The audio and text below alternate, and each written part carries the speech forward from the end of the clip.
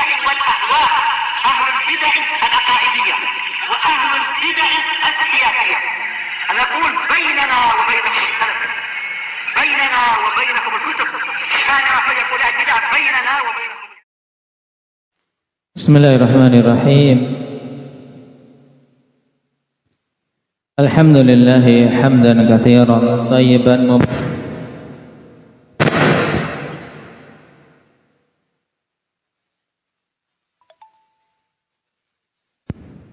Bagaimana penjelasan tentang khiyar tadlis ini? Apa? Mengecoh pembeli dengan apa?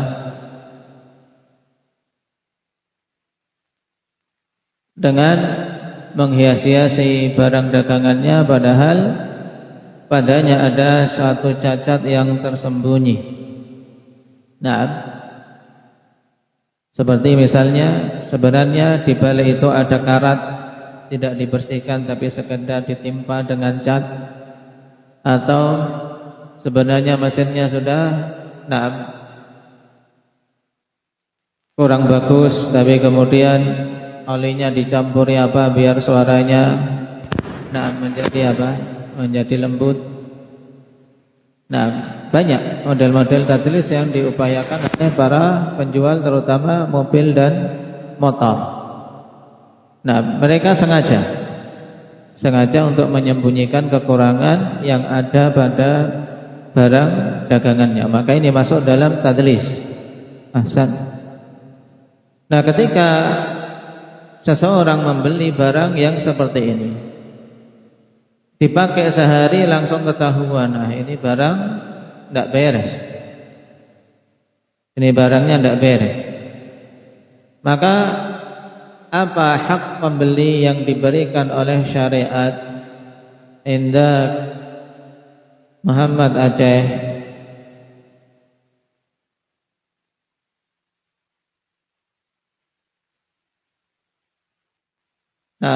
Diberi pilihan antara membatalkan akad jual beli dengan mengembalikan barang tersebut.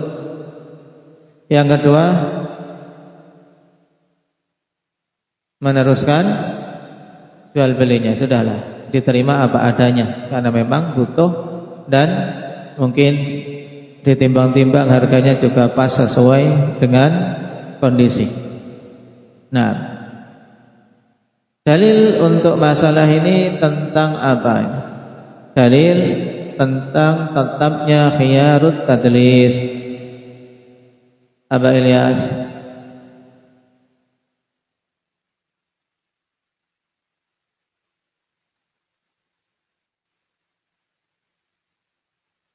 Nah, pada kasus penjual kambing atau penjual sapi atau penjual unta yang sengaja untuk menahan susu dari hewan-hewan itu tidak diperah. Yang susu hewan biasanya kan diperah setiap hari. Dan susu ya kawan, semakin diperah dia akan keluar. Makanya sebagai faedah Ibnul Qayyim rahimahullahu taala ketika menjelaskan tentang penyakit salasil baul, ya penyakit yang akibat dari waswas. Orang waswas dalam masalah kencing. Terkadang seseorang tertimpa waswas dalam masalah kencing. Ini sudah bersih belum? Ini sudah tuntas belum? Ada yang sampai harus dehem-dehem. Ada yang kemudian jalan-jalan dulu biar katanya tuntas kencingnya. Ada yang lompat-lompat. Disebutkan dalam talbis iblis. Was-was yang dimunculkan oleh syaitan agar seorang was-was ini kencingku sebenarnya sudah tuntas belum. Ada yang dengan diurut-urut, ya diurut jalur kencingnya. Nah ini yang membuat malah kencing tersebut tidak normal. Di situ Ibnul Qayyim rahimahullahu taala mengibaratkan seperti apa? Seperti puting susu. Puting susu semakin diperah kawan, semakin apa? Akan keluar terus. Demikian pula air kencing. Kalau sering diurut-urut ya, maka apa? Mengakibatkan tidak normal. Akhirnya apa? Netes. Ya kencingnya tiba-tiba jalan kok terasa netes. Ini kenapa? Karena ketika dia kencing, tadi terlalu apa? Berlebihan. Orang normalnya akhwan kencing keluar, kemudian apa? Tugas kita adalah membersihkan yang keluar, yang nempel di bagian luar. Yang masih di dalam tidak perlu kita apa? Kita paksa untuk keluar. Yang di dalam bukan urusan kita. Ketika nanti pengen kencing lagi, keluar. Demikian. Itu normalnya. Maka jangan turuti was-was dengan apa tadi? Diurut-urut jalur kencingnya. Sehingga mengakibatkan seperti susu akhirnya netes saja.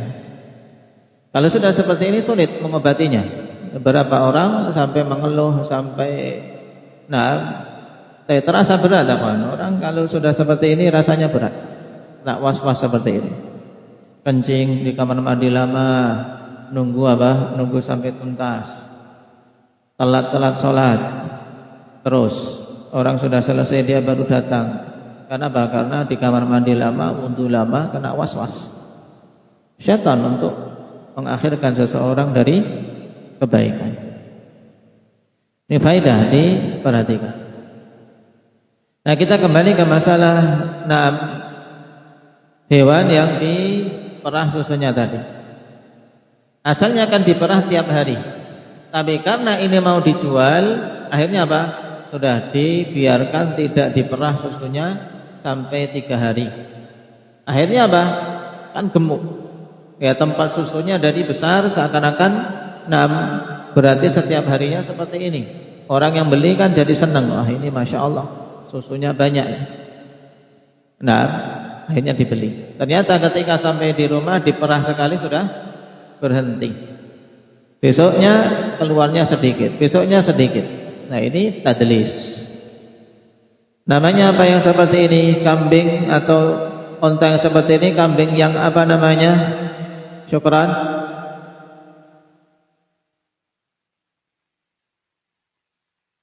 Apa? Istilahnya dalam hadis musarrah. Ya, musarrah. Perbuatannya namanya apa? Badri. Perbuatan menahan susu tersebut namanya apa? Tasriyah. Namanya tasriyah. Baik. Ini dalil khusus untuk masalah khiyar tadlis tentang masalah tasriyatul ghanam awil ibil. Baik. Sekarang kita masuk pada khiyar yang kelima. Qala al-Imam Sa'di rahimahullahu ta'ala wa idza ishtara ma'iban lam ya'lam 'aibahu falahu al-khiyaru baina raddihi wa imsakihi wa in ta'azzara radduhu ta'ayyana arshuh.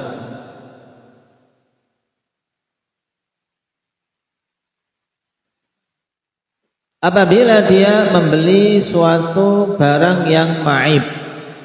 Ma'ib ay fihi aibun.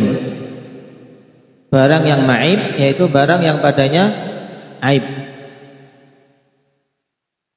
Lam ya'lam aibah, yang dia tidak mengetahui aibnya.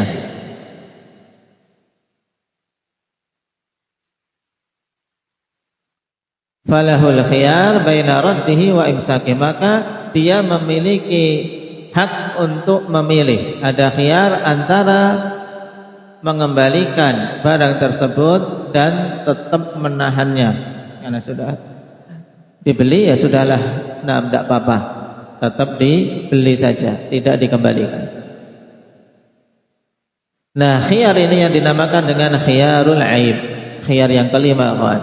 Perhatikan catatan kaki. hadza huwa khiyarul aib. Wal aibu huwa sifatul lati tangqusu qimatal mabi'i adatan. Ya, dimaksud dengan aib adalah suatu sifat yang mengurangi nilai barang dagangan pada keumumannya. Ya, pada keumuman yang berlaku, pada barang dagangan tersebut. Taib, ketika ada sesuatu yang menjadikan nilainya kurang, harganya menjadi turun, itu namanya aib. Wa yahrumu 'alal bai'i katmul aib. Ini penting bagi setiap orang yang bergelut dalam jual beli.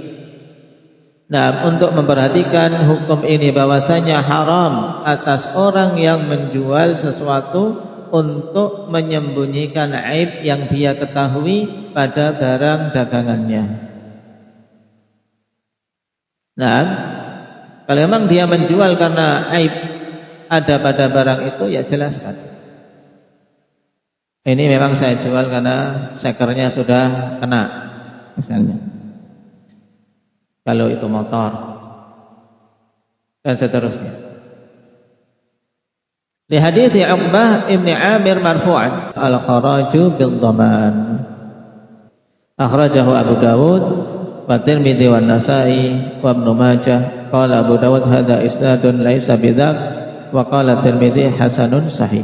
Wa ma'na qawlihi al-kharaju bil dhaman, al-ba' muta'alliqun bi mahdhuf taqdiruhu al-kharaju mustahiqqun bil dhaman ay bisababi.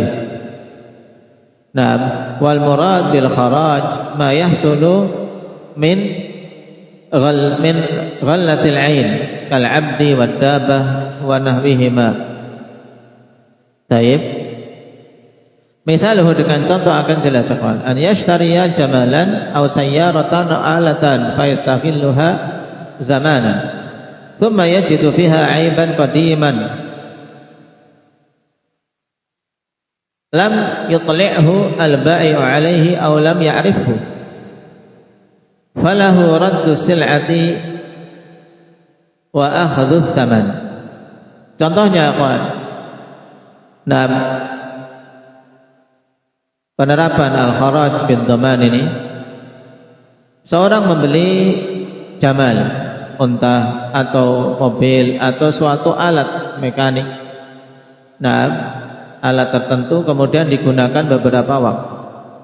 Kemudian mendapati di dalam barang yang dibelinya tersebut aib yang memang sudah lama, bukan aib yang muncul karena penggunaan dia, aib yang lama yang dia tidak melihatnya sebelum itu. Atau yang penjualnya memang tidak memperlihatkan aib tersebut, atau memang dia tidak tahu. Maka dalam kondisi ini boleh baginya mengembalikan barang dan mengambil uang pembayaran. Taib, karena ada aib yang lama, memang aib yang sudah ada sebelum dibeli. Wa yakunu lil mushtari mastaghalla. Maka dalam kondisi ini, bagi mushtari, ya kawan,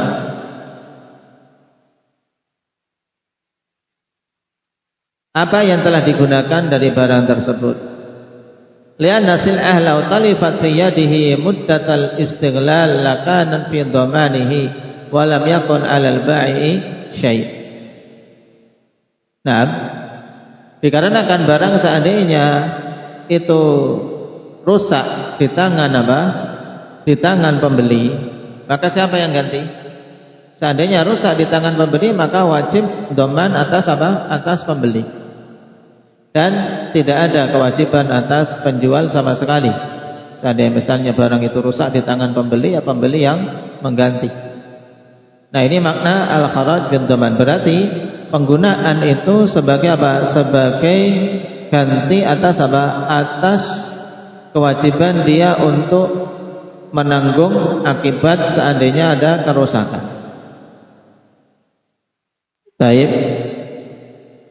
Makanya ketika laki-laki ini, ikhwan, mengatakan ketika laki-laki itu mengatakan kepada Rasulullah, qad istaghalla ghulami, dia telah menggunakan budakku, maka Nabi mengatakan al-kharaj bil dhaman, yaitu dia menggunakan budak tersebut sebagai disebabkan kenapa? Karena dia menanggung ganti rugi seandainya budak itu mati di tangannya atau budak itu hilang di tangannya, maka dia wajib mengganti rugi. Maka itu sebagai sebagai timbal baliknya, sehingga jangka waktu penggunaan itu sah.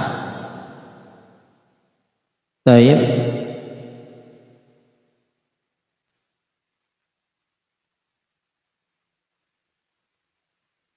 Cuma insyaallah untuk pembahasan hadis al-kharaj bil dhaman kita susulkan pada pertemuan yang akan datang. Hadis ini al-kharaj bil dhaman. Nah, untuk tahqiq hadisnya kita susulkan. Yang jelas tentang khiyar aib, ya, tentang khiyar aib telah dinukilkan ijma' padanya. Yang menukilkan ijma' tentang hal ini Imam Ibnu Qudamah rahimahullahu taala. Kata beliau, mata alima bil bai'i aiban lam yakun aliman bihi falahul khiyaru bainal imsaki wal fashi. Kapan saja seorang mengetahui dalam jual beli ada aib yang sebelumnya dia tidak mengetahuinya, maka dia memiliki khiyar antara tetap menahan barang itu atau membatalkan jual beli. Sawa'un kana al-bai'u 'alimal 'aib wa katamah aw lam ya'lam. Sama saja apakah penjual itu tahu aib tersebut ada dan menyembunyikan atau tidak tahu. Nah, kata Imam Ibnu Qudamah, la na'lamu baina ahli al-'ilmi fi hadza khilafan. Kami tidak mengetahui di antara ahli ilmu dalam masalah ini khilaf. Wa itsbatun Nabi sallallahu alaihi wasallam al-khiyara bit-tasriyah tanbihun ala thubutihi bil aib. Dan penetapan Nabi sallallahu alaihi wasallam khiyar dengan kasus tasriyah pada khiyar tadlis ini sebagai tanbih tentang tetapnya khiyar itu juga dengan sebab aib. Kenapa? Wa li anna mutlaqal aib aqad yaqtadi salamah minal aib. Kenapa? Karena akad yang sempurna berkonsekuensi selamatnya akad tersebut dari aib. Sehingga tentang penetapan adanya khiyarul aib itu telah dinukilkan ijma'.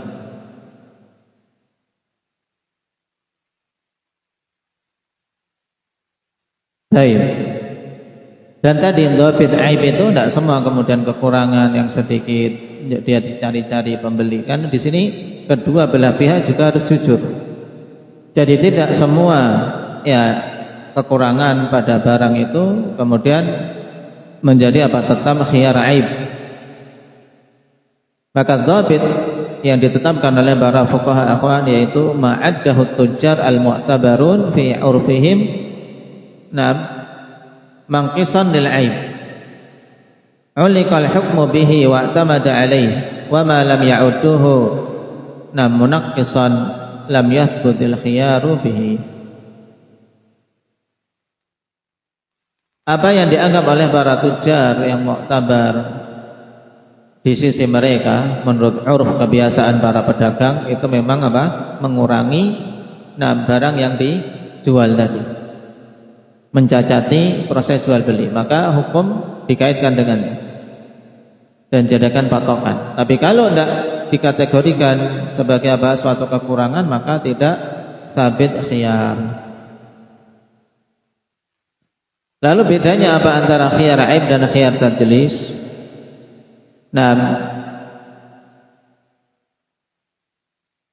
Dalam Syarhul Mumti' dan yang lainnya disebut bahwasanya al-aib fawatu kamal wa tadlis idharu mahasin wal bai'u khalin minha. Kalau khiyar aib itu karena aib itu adalah kurang atau hilangnya kesempurnaan barang. Sedangkan tadlis yaitu upaya untuk menunjukkan kebagusan yang ada pada barang padahal sebenarnya tidak bagus. Berarti pada tadris ada apa? Ada unsur penipuan. Sedangkan aib tidak ada, cuman memang apa? Di situ tidak dijelaskan adanya cacat. Cacat memang ada, nah, dan tidak ditutup-tutupi, tapi mungkin tidak dijelaskan atau awalnya memang nggak tahu adanya aib tersebut. Nah, kata Imam As-Sa'di rahimahullahu taala, fa in ta'azzara radduhu ta'ayyana arsyuh. Jika tidak memungkinkan untuk dikembalikan barang, maka wajib untuk apa? Untuk memberikan arsy. Yang dimaksud dengan arsy yaitu apa? Pembeli mengambil dari penjual, nah,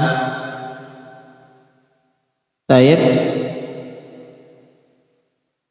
suatu harga atau ganti rugi atas apa? Atas adanya cacat pada barang tersebut. Dalam artian biasanya minta sudah, karena ada aib ini ya dikurangilah harganya. Demikian. Karena pada barang-barang besar misalnya untuk mengembalikan terkadang ya nah berat.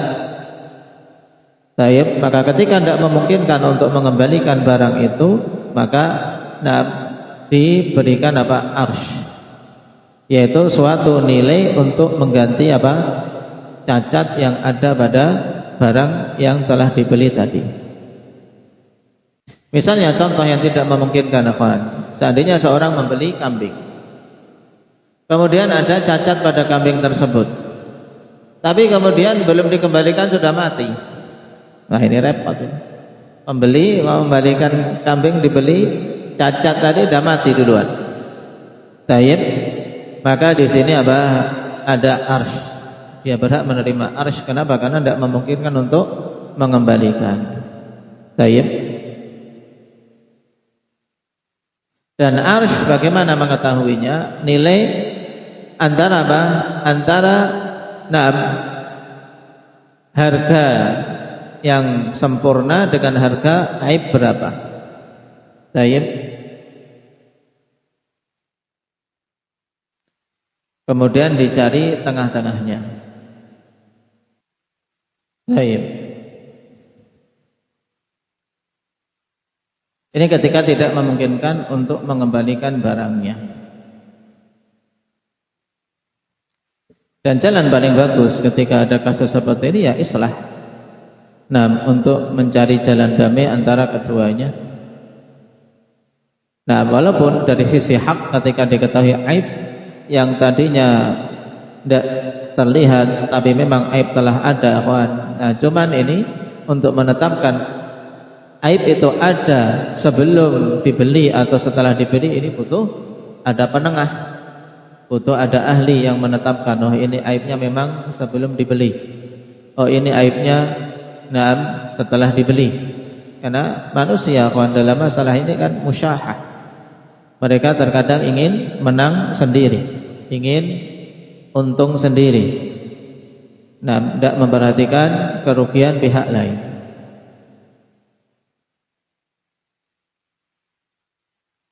Dalam ta'liq kita perhatikan, yakni lil mushtari alladhi yajhalul aib al-khiyara baina raddil mabi' wa akhdhi ma dafa'.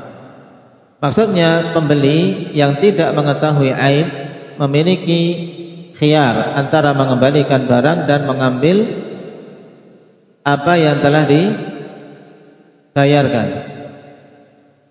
Wa baina an yumsikahu wa ya'khudul arsy.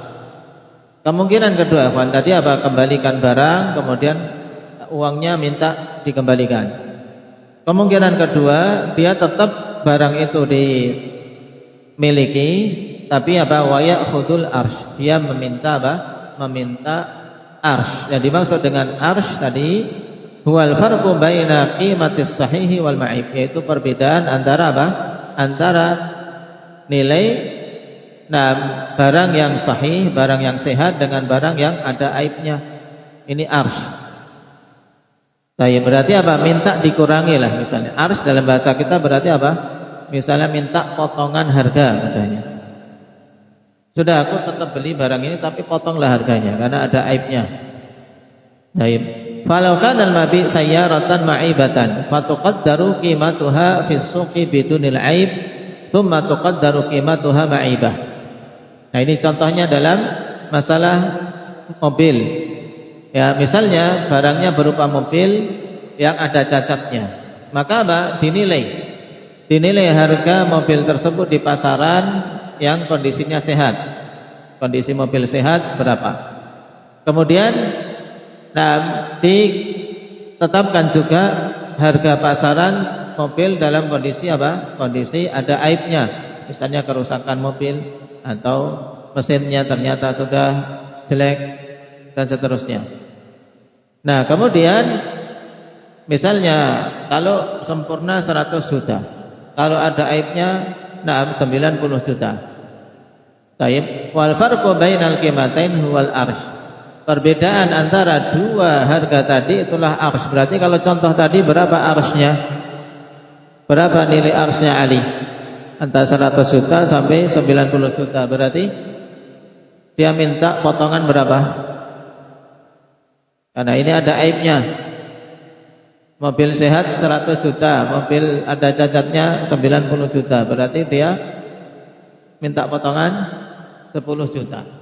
Nah, minta potongan 10 juta. Itu maksudnya arsh.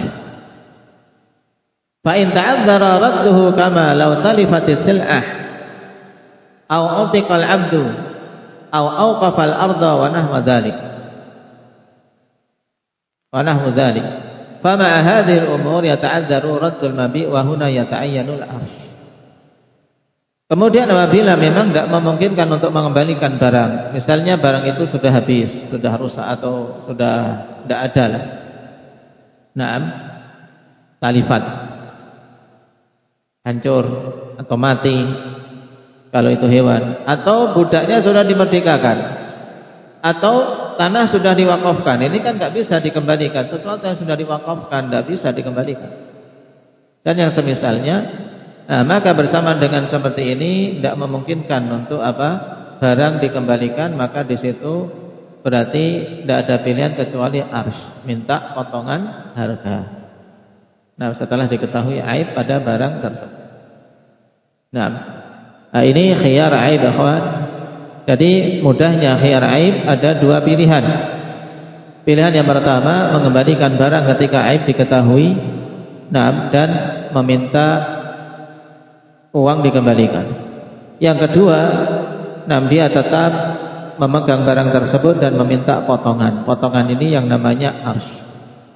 Dan jika barangnya sudah tidak mungkin untuk dikembalikan, maka tidak ada pilihan kecuali yang kedua, yaitu meminta arsh.